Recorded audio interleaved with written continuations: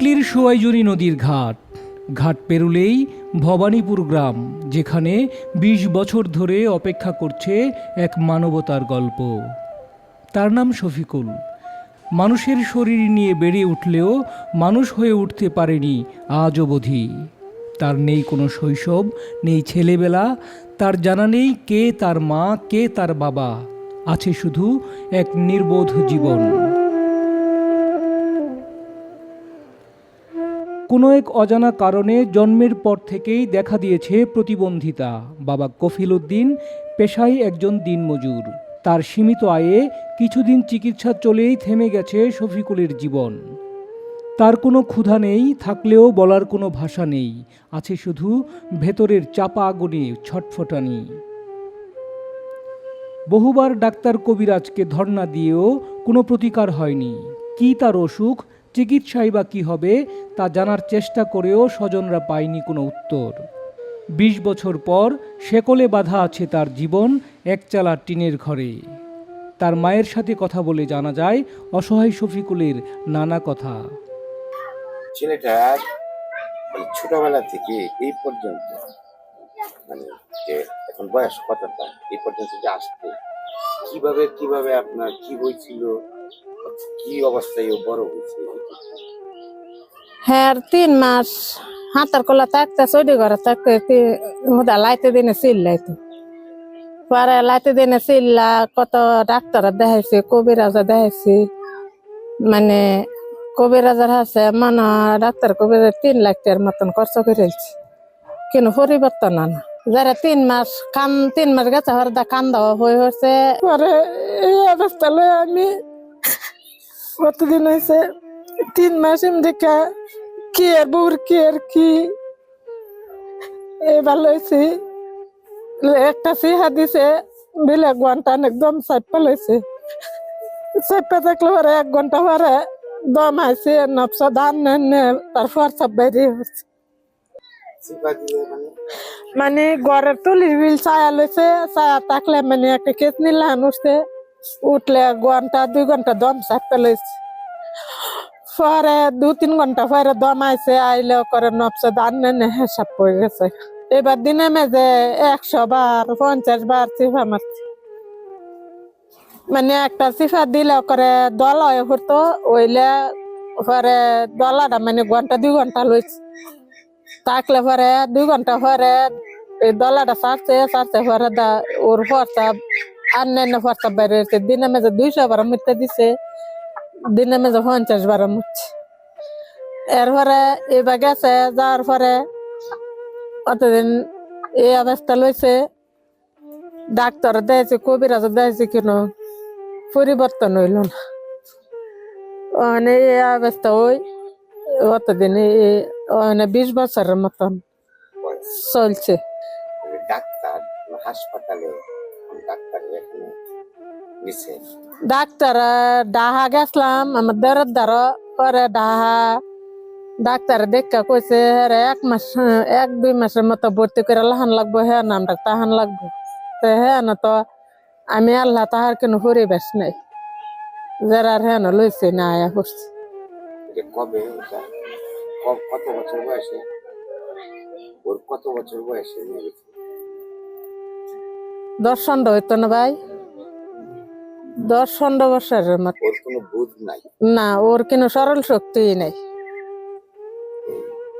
কথা বলতে পারে? কোনো কথাবার্তা কোনো বলতে পারে না, কেউ চিনে হয়নি। ডাকলে শব্দ করে?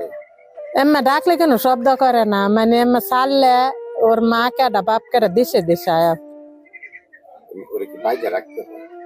হ্যাঁ, তালা মাইরাতে লাগছে আজ 2-2.5 বছর ধরে। কারণ ওই একজনের যা অবস্থা রে তাই খায় না, আরো সবারই হচ্ছে অবস্থা রে তাই নিজের তো খারাপ লাগে, তো অন্য মানুষের গেলে খারাপ দেখা যায় না। মানুষের ডাক্কা মারে, সময় খামুন মারতো আচরণ। তালা মেরাতে। মানে ওর সামনের দিনগুলি কিভাবে যাবে এগুলি নিয়ে কি ভাবতেছে? ওখানে ভাই আল্লাহর দ্বারা তো দোয়া করতেছে, আমি যতদিন আছি আমার হুত আমার চোখের সামনে থাকুক। ওখানে আমি ভাই জানি না, আমি যদি না থাকি আমার হুতের দেখি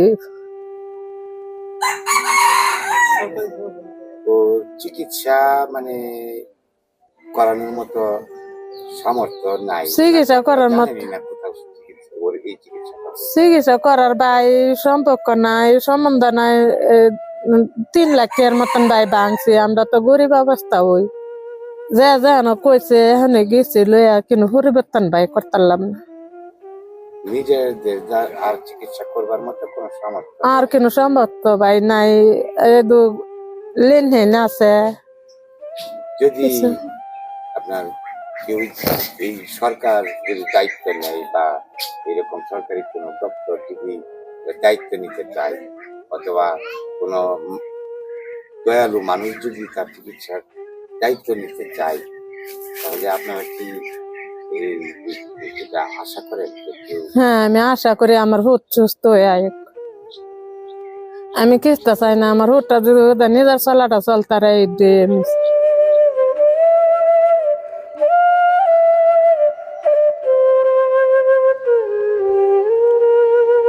সাধ আছে সাধ্য নেই, সাহস আছে রক্ষা নেই।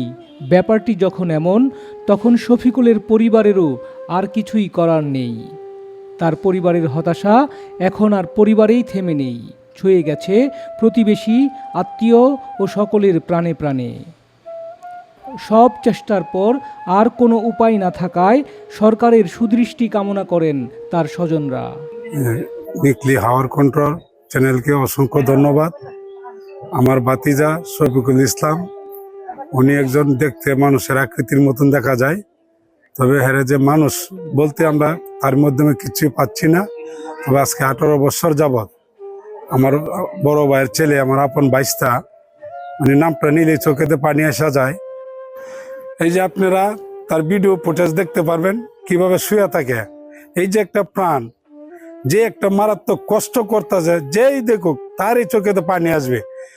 আসলে অন্তরটা খুবই খাদলেও মানে আমরা মানে লুক মেলে কাঁদতে পারি না, কারণ একটাই এটা মানে লজ্জা লাগে বিষয়টা। যেতে আল্লাহ আমাদেরকে যতটুকু লাগছে আমরা এতটুকু সন্তুষ্ট আল্লাহর কাছে। তবে আমরা লোক সমাজে কাঁদতে পারি না আর কি, অন্তরের কষ্টটা আমরা ধারণ করি। আজকে যদি সে একটা হাত বা একটা পাও না থাকতো, তাও সে নিজে চলতে পারতো, নিজেরটা নিজে খাইতে পারতো। এই যে হের মা নিজে দিলে ভাত মাখায় দিলে খাইতে পারে, না দিলে না খাইতে পারে, চাইতেও পারে না, বলতেও পারে না বলে আমাকে খাবার দাও। এই যে একটা মানবিক কষ্ট, এইরকম নির্মম কষ্ট চোখের সামনে, এই তো কষ্ট, এই যে সারাদিন পড়ে থাকে, যে এটা সহ্যই করতে পারবে না এত কষ্টটা। আমরা এর মধ্যে আছি সহ্য করে দুঃখ বেদনা নিয়ে, বলার মতন কোনো জায়গা পাই না।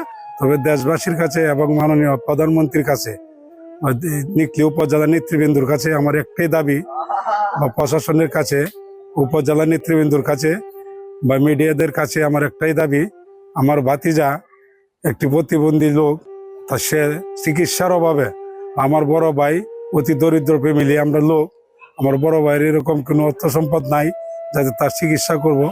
তারপরেও আমরা এই 17-18 বছরে 3 লক্ষ টাকার অধিক আমরা খরচ করেছি।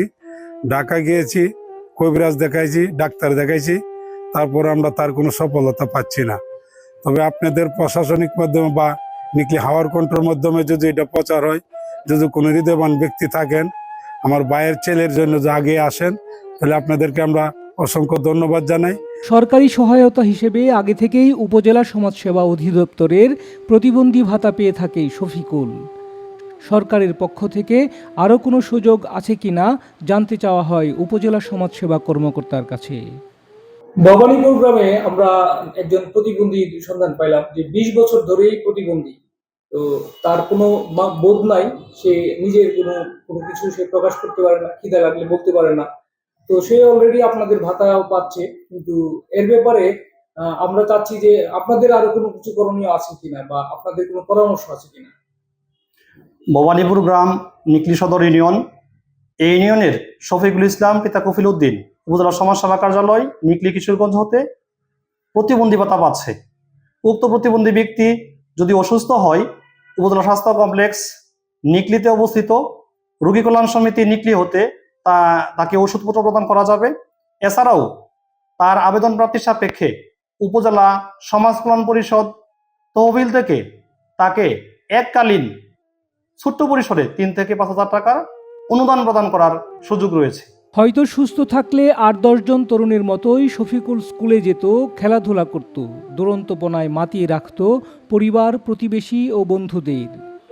অথচ এখন তার শেকলে বাঁধা জীবনে শুধু চেয়ে থাকা ছাড়া আর যেন কিছুই করার নেই। তার অসহায় চাহনি কথা বলে হাজারো কথা। হয়তো একদিন তার চিকিৎসা হবে, স্বাভাবিক জীবনে ফিরেও আসবে সে। সেদিন হয়তো আবারও দেখা হবে শফিকুলের সাথে, আপনাদের সাথে। স্টাফ রিপোর্টার নুরুল ইসলামের তথ্য চিত্রে, ডেস্ক রিপোর্ট হাওর কণ্ঠ।